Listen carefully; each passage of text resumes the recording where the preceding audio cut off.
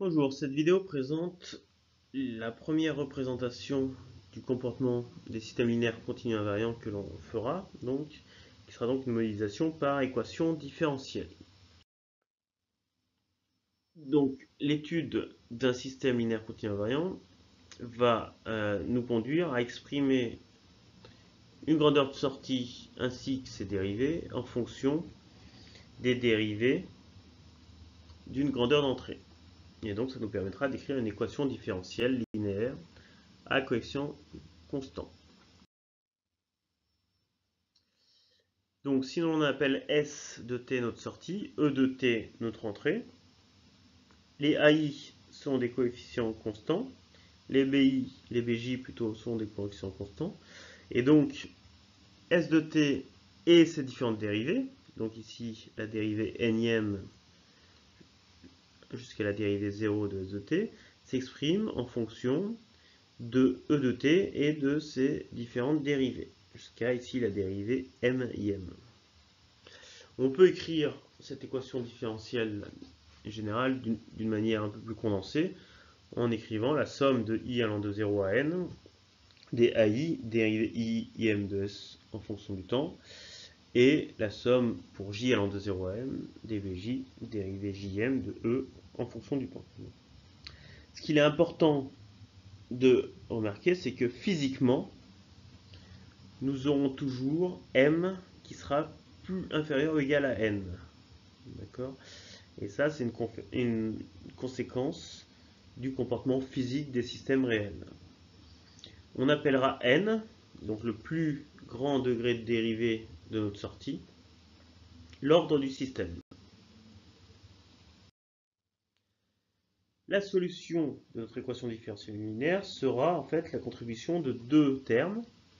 Un terme qui caractérise le régime transitoire, qu'on appelle aussi la réponse libre, et un terme qui caractérise le régime permanent, qu'on appelle la réponse forcée.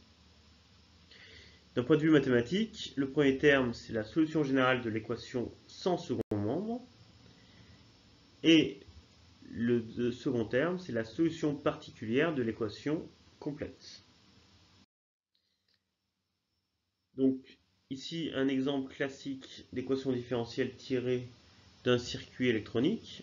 Donc, un circuit avec une résistance et une capacité, ou condensateur. On met en entrée une tension, donc borne de ces deux composants en série, que l'on appelle UE.